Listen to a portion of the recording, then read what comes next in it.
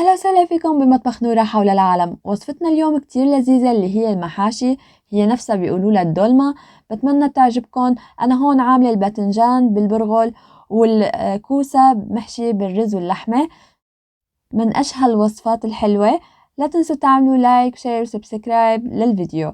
هلا أول شي عندي بصلتين وسط و3 حبات بندورة و2 فليفلة حدة وفلفل رومي وحزمة بقدونس صغيرة، وعندي كيلو كوسة وكيلو ونص باذنجان.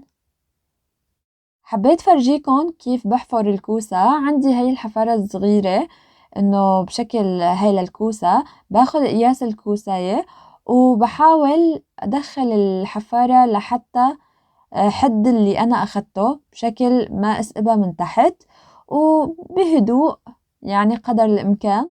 هلا انا ما كتير شاطرة بحفر الكوسة، بس انه يعني منيح، يعني ماشي الوضع. ومثل ما شايفين هيك بضل بفضيها منيح. هلا انا بحبها تكون شوي رقيقة، في ناس بيحبوها مثلا اتخن، هذا بيعود الكم. وهيك حفرت الكوساية منيح. وهلا راح افرجيكم كمان على الباذنجان كيف راح احفره. كمان باخد قياس الباذنجانة، وهون استخدمت الحفارة الاكبر من هديك لحتى ما اتعذب. واهم شي انه تكون الحفارة شاطرة كتير، يعني حدة بشكل تسهلكم الموضوع. هلا هون انا ما عندي باذنجان شوي اصغر، فما عندي غير هذا القياس بمنطقتي، فلذلك استخدمت هاد. ومثل ما شايفين كيف هيك ملمس الباذنجانة كيف بتفعصوها بايدكم بتكون طرية. وهيك حفرتهم كل الباذنجانات. وشوفوا كيف فرمت البصل كتير ناعم والبقدونس والبندورة والفليفلة الخضراء والفليفلة الحمراء. وهاي عندي تقريبا 200 جرام لحمة غنم، وعندي ملعقة صغيرة بهار أسود، ملعقة صغيرة نعناع، ملعقة صغيرة فليفلة، وملعقة صغيرة ملح. وعندي ملعقة كبيرة دبس بندورة وملعقة كبيرة سمنة نباتية أو بيصير حيوانية. وعندي تقريبا 3/4 كوب حمص مسلوق، وعندي ملعقتين عصير بندورة ونص كوب دبس رمان. وعندي كاسة برغل مطحون وسط. هلا رح اجيب مقلاية وحط عليها معلقة السمنة وضيف فوقها كاسة البرغل وحمصها شوي، تقريبا مدة 4 ل5 دقايق على نار وسط. هلا هيك بعد ما تحمص عندي البرغل رح احطه بوعاء، وراح اضيف فوقه كل المكونات اللي ذكرتها من شوي، اللي هي البقدونس، البندورة، الفليفلة الحمراء، الفليفلة الخضراء، والحمص الحب، والعصير الليمون، وكمان البهار والملح والنعناع والفليفلة ودبس البندورة. راح اخلط شوي وراح اضيف عليها نص كوب الدبس الرمان، بيعطي نكهة كتير طيبة. وبعدين راح اضيف عليها اللحمة. في منهم ما بيحبوا يحطوا لحمة، انا لا بحب احط. وهيك رح احشي الباذنجان، رح احشيه منيح للتم، يعني بتضلوا بتحشوها لانه بس حطيتوها على النار الخضار رأسا بتدبل فبتصير فاضية، فلازم تضلوا تعبوها منيح. شايفين قديش بتاخد حشوة منيح. هلا تقريبا انا الكمية اللي عملتها هي ادت ل6 باذنجانات هدول اللي حاططهم على التمام.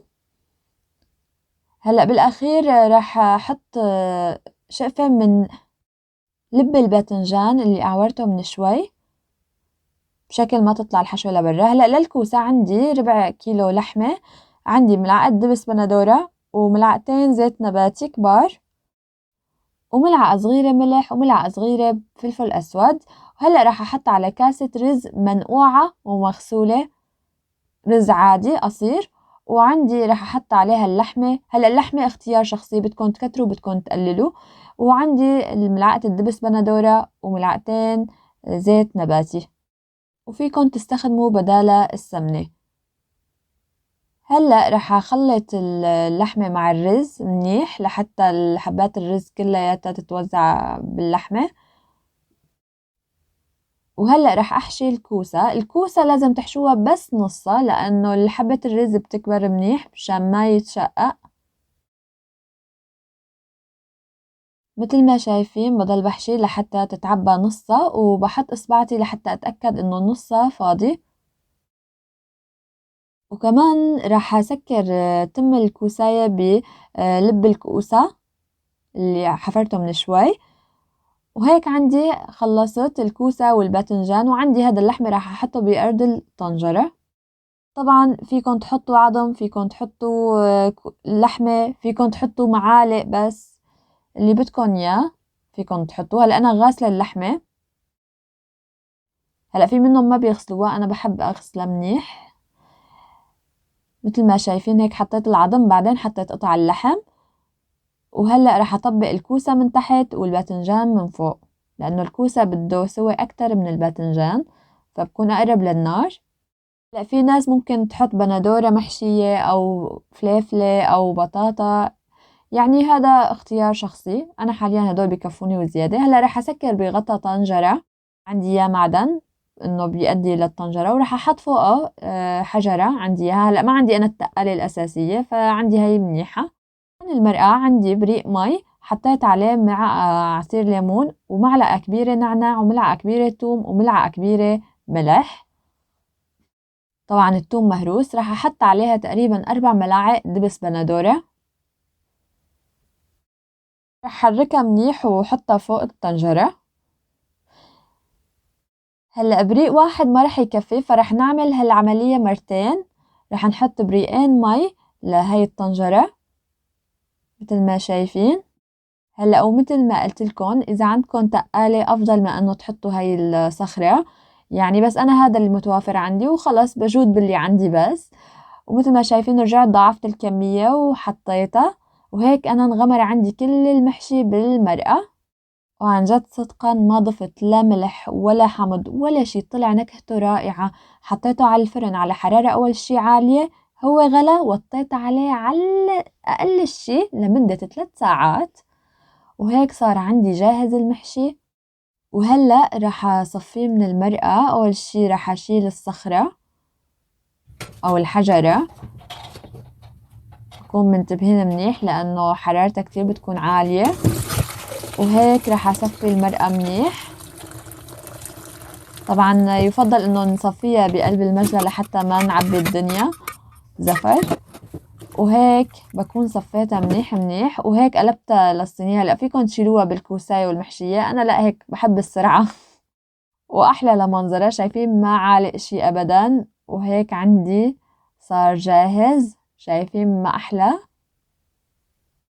يعني اللحمة منهنها، الرز مفلفل، الباذنجان بشهي بشهي. بتمنى تجربوها وتقولوا لي. وهي عم بفرجيكم التيست للأكل. شايفين اللحمة كيف دايبة ذوبان.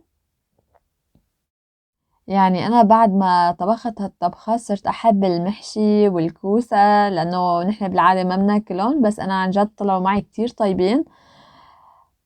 وهي الكوسة شايفين قديش مفلفل. شوفوا شوفوا كيف منظرها، يا سلام. عن جد مو لأنه أنا عاملتهم، بس عن جد كتير طيبين. اهي. وهي الباذنجان اللي برغل، يا سلام على الحمض اللي فيه والنكهة الرائعة. هلأ كمان للأمانة هي هاي الوصفة وصفة من أمي أخدتها، الله يخلي لي إياها ويخلي لكم أمهاتكم. عن جد يسلم إيديك يا ماما، كتير كتير طيبة. شايفين البرغل كيف مفلفل ومانو مخبوص، بشهي بشهي. بتمنى يعجبكم الفيديو. وشايفين لون المرقة ما أحلى. ولا تنسوا تشتركوا بالقناة وتفعلوا زر الجرس ليوصلكم كل جديد من قناتي. وسلامات.